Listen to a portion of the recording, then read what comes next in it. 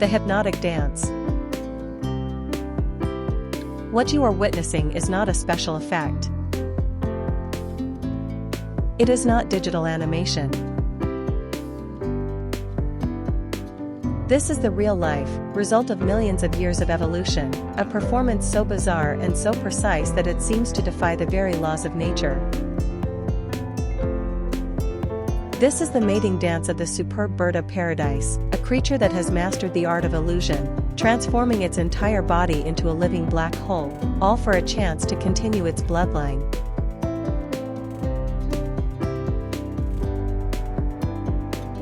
How did this come to be?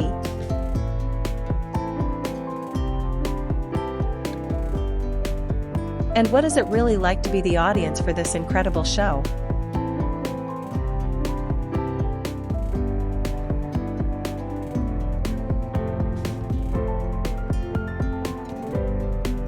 Chapter 1: The Land of Paradise. To understand the bird of paradise, we must first journey to its home, the remote, mountainous rainforests of Papua New Guinea and its surrounding islands. This is a land of breathtaking beauty and intense isolation, a factor that has shaped life here in incredible ways. With few large mammalian predators, life on these islands evolved differently.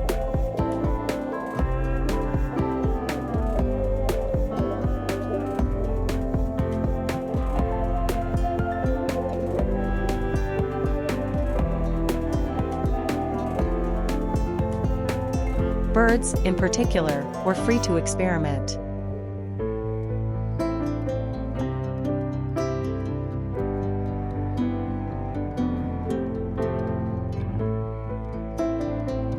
Without constant threat, their energy could be channeled not just into survival, but into spectacle.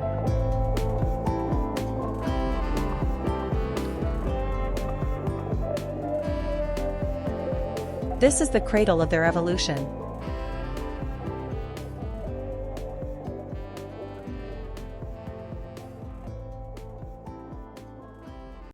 It was here that early European explorers first encountered their skins, traded by local peoples, and were so stunned by their beauty that they believed the birds must have come from paradise, hence their name.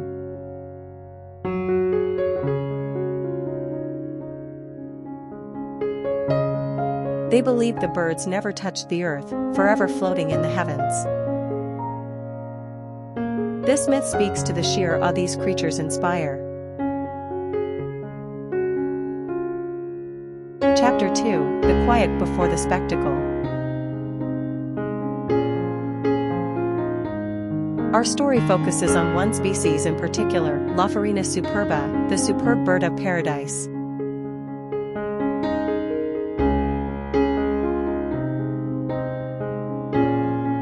For most of the day, the male is inconspicuous.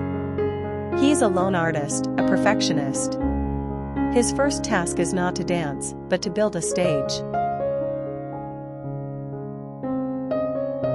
He meticulously clears a patch of the forest floor, removing leaves, twigs, and debris until he has a perfect circle of dark, soft moss. This is his court, his dancing ground. He will defend this small territory fiercely and return to it day after day, year after year. He spends hours preening his feathers, ensuring every filament of his spectacular cape is perfectly aligned. All of this tedious work is for a moment that may never come, the arrival of a single, watching female. His entire existence hinges on this performance. Chapter 3: The Performance Begins. When a female finally arrives perching on a branch above his stage, the male snaps into action.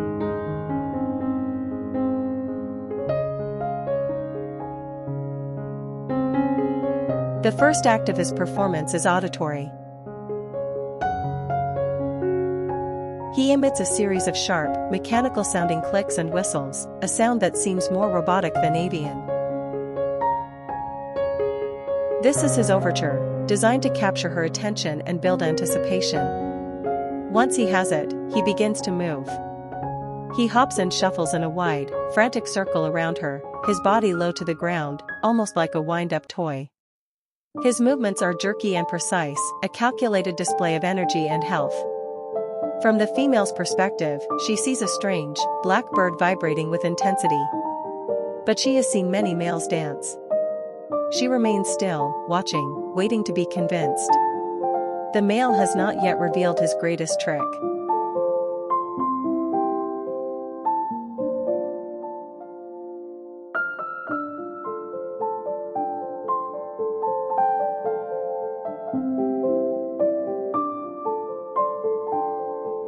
Chapter 4: The Grand Illusion.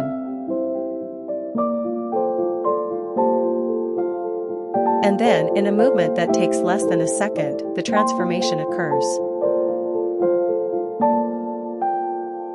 It is a blur of motion so fast that the human eye can barely process it. The male leaps into the air, and as he does, he unfurls a magnificent cape of velvety feathers from his breast and flings it over his head.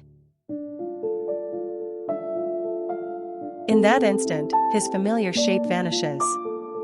He is replaced by a pure, oval-shaped void. Against this perfect, absorbing blackness, two brilliant, electric blue spots shine like alien eyes. Below them, a crescent-shaped patch of iridescent feathers forms a bizarre, unwavering smile. The familiar bird is gone. In its place is a pulsating, otherworldly avatar, a black hole with a smiley face. He now sways from side to side, his entire new form shimmering, ensuring the female cannot look away. He has become pure spectacle.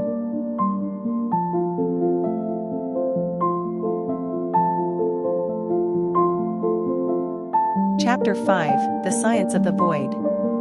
How is this illusion possible? The secret lies in the physics of his feathers.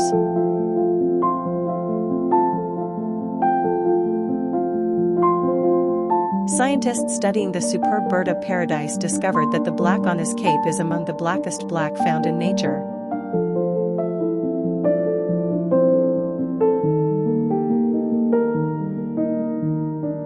It absorbs 95% of all light. Compare this to ordinary black paint, which might absorb 85 to 95%. This near-perfect black is created by the microscopic structure of the feathers. Under a powerful microscope, each feather barbule looks like a tiny, fractured tree. These microscopic structures trap light, bouncing it around internally until it is almost completely absorbed. This creates a void, a black so deep that it makes the adjacent ultra-blue feathers look impossibly bright and seemingly detached from the bird's body. He isn't just displaying colors, he is manipulating light and perception itself. Chapter 6: The Critic's Choice. Throughout this entire performance, we must remember the true star of the show, the female. She is a sleek, brownish-black bird, camouflaged and conservative in her appearance. But she holds all the power. She is a ruthless critic, visiting the courts of multiple males over several days. She assesses everything: the quality of his dance, the vibrancy of his colors, the perfection of his pitch-black cape. A single misstep, a single faint feather, and she will simply fly away, ending his chances.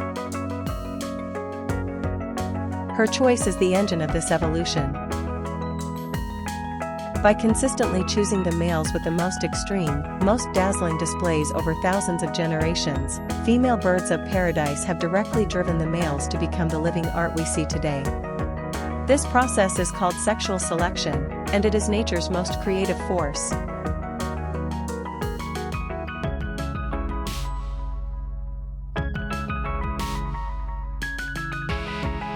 Chapter 7: A Family of Extremes.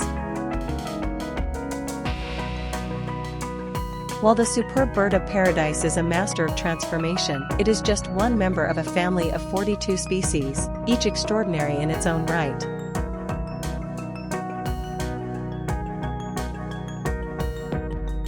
There is the Wilson's bird of paradise, a bird that looks like it was painted by a surrealist, with a naked, turquoise head and curling tail feathers.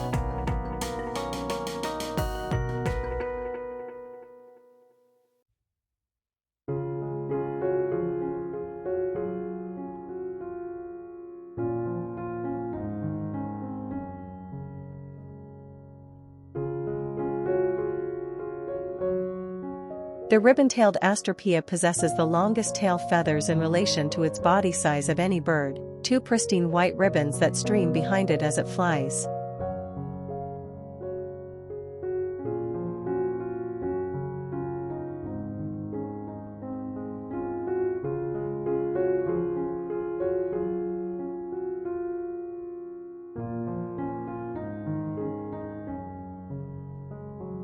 The king of Saxony bird of paradise has head plumes that are so long and bizarre that they look like antennae or plastic novelties.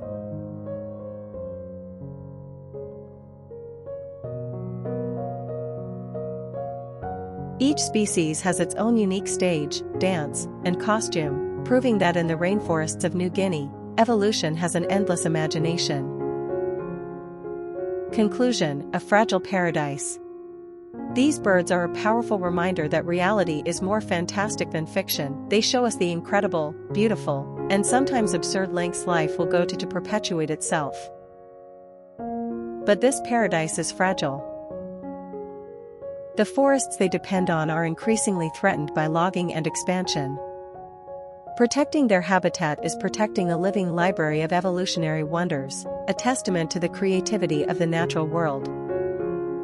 They remind us that there are still marvels hidden in the world's remote corners, creatures that transform, dance, and shine, performing their ancient rituals in the dappled light of the forest floor, waiting for their audience to arrive.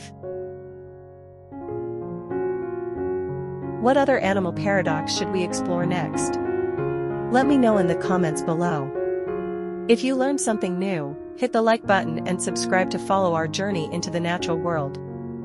Thanks for watching, and see you in the next one.